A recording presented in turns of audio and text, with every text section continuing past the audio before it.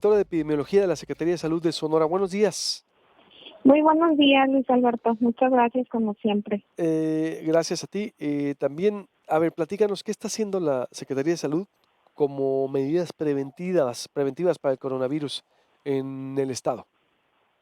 Claro, bueno, como ya lo han comentado ampliamente durante el programa, pues desde el inicio de la temporada de coronavirus, por llamarla de alguna manera, en el estado de Sonora hemos pues aplicado diversos protocolos de vigilancia epidemiológica que abarcan no solamente aeropuertos, puntos de entrada, centrales de autobuses, sino que también, y lo más importante, es el reforzamiento de la capacidad técnica de los médicos que trabajan en todo el sector salud, incluido hospitales, centros de salud, público y privado. Entonces, esto es lo que realmente nos da fortaleza y que nos mantiene seguros hasta este momento en cuestión de la entrada de coronavirus en nuestro estado.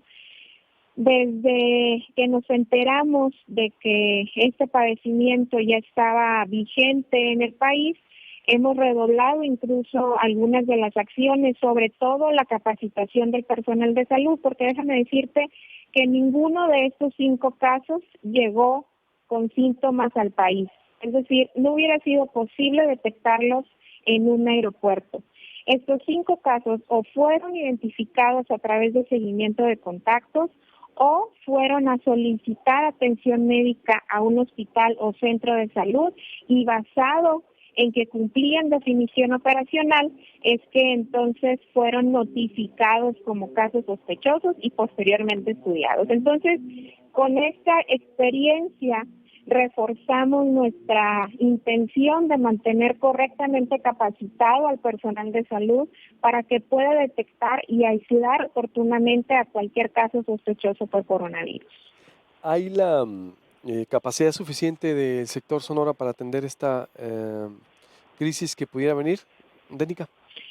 Por supuesto, de hecho, hemos tenido, como ustedes bien saben, la gobernadora está muy interesada en el tema, hemos tenido reuniones con ella, hemos tenido reuniones con áreas administrativas para que todos los recursos estén disponibles en todos los hospitales del estado y poder estar listos para recibir a un paciente sospechoso de COVID-19. Es muy importante aclarar que todos estos protocolos no son nuevos, son protocolos que de manera permanente funcionan en un hospital al recibir a un paciente con una enfermedad respiratoria infectocontagiosa. Los hospitales tienen ya normativamente protocolos aplicados que tienen como objetivo pues mitigar el impacto de un paciente que pudiera ingresar con alguna infección respiratoria infectocontagiosa, dígase tuberculosis, tosferina, influenza, etcétera. Por lo tanto, en ese sentido ya se cuenta con experiencia en todos los hospitales y centros de salud del estado. Ahora lo distinto, por así decirlo, es capacitar al personal de salud en esta definición operacional, buscando intencionadamente antecedentes de viaje a regiones con transmisión local de la enfermedad para que puedan notificar a la Secretaría de Salud de forma inmediata y pues hacerlo lo consecuente, ¿no? Lo que corresponda a la identificación de un caso sospechoso. Entonces, reiteramos, sí hay la capacidad, dices, no tenemos por qué estar preocupados en cuanto a lo que la autoridad está haciendo aquí en Sonora. Es correcto, Luis Alberto, hemos trabajado, ustedes lo saben perfectamente, desde principios de enero, prácticamente desde que nos enteramos de la existencia de este virus, cuando todavía solamente estaba localizado en China. Nosotros ya en Sonora estábamos trabajando al respecto y lo seguimos haciendo bajo las indicaciones, por supuesto, también de lo que indica el nivel federal, la Dirección General de Epidemiología en este caso. Ha estado modificando de forma constante las definiciones operacionales basado en lo que está ocurriendo a nivel mundial con este padecimiento y a su vez nosotros pues tenemos la responsabilidad de mantener capacitado en estas definiciones operacionales al personal de salud. Hemos generado incluso un micrositio exclusivo de aquí del estado que sirve pues para mantener actualizado a todo el personal de salud, ¿no? En este sentido, desde materia de bioseguridad, del uso de protección de equipo personal, de equipo de protección personal, toma de la muestra, entre otros puntos que son muy importantes mantener fortalecidos en este momento. Bien, se dice que puede resistir o persistir hasta 2 años y medio. A nivel nacional se estaba confirmando esa información, ¿sí? Bueno, eso dependiendo del escenario que se presente. Estamos planteando, incluso en la conferencia de prensa de anoche, el doctor Hugo López-Gatell presentaba estos tres posibles escenarios, ¿no? Un escenario que sería el de fase uno, en donde tenemos esta confirmación de casos importados. El segundo escenario sería el de la transmisión comunitaria y el tercer escenario sería el de la epidemia. ¿En cuánto tiempo con seguridad pudiéramos pasar de una fase a otra?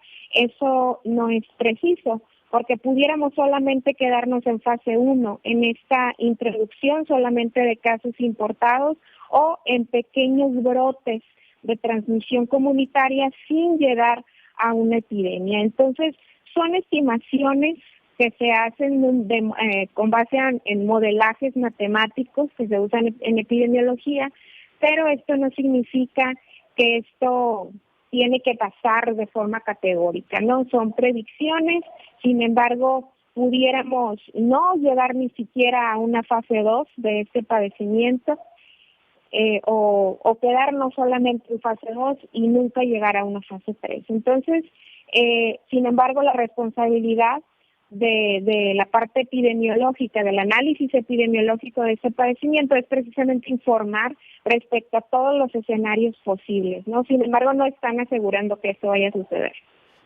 ¿Qué tan grave es? ¿Qué le puedes decir a la gente? Que hay gente que en realidad está, vamos a decirlo, pues asustada, Danica, de Claro. esto. ¿Qué tan grave es?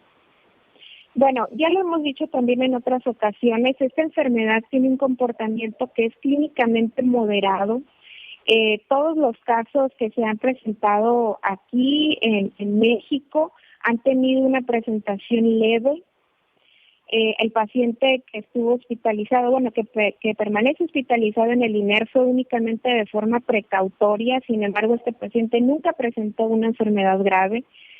Y en general, el 85% aproximadamente de las personas va a presentar un cuadro leve, incluso un cuadro que ni siquiera amerite buscar atención médica, porque se va a resolver con los cuidados que podamos tener en casa, con incluso medicamentos de venta libre y con un poco de reposo, es todo.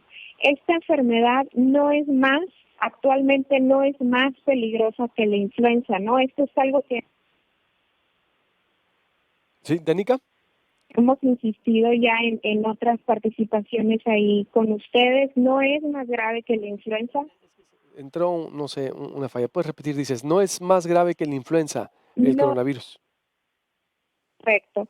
No es más ¿Sí? grave que la influenza y que pues la influenza actualmente sí está circulando en nuestro país y pues insistimos, ¿no? En que no debemos de dejar de preocuparnos, por supuesto, por este padecimiento por COVID-19, pero existe este otro padecimiento que sí está circulando en nuestro país, que sí está existiendo aquí en Sonora, en La Hermosillo, influenza.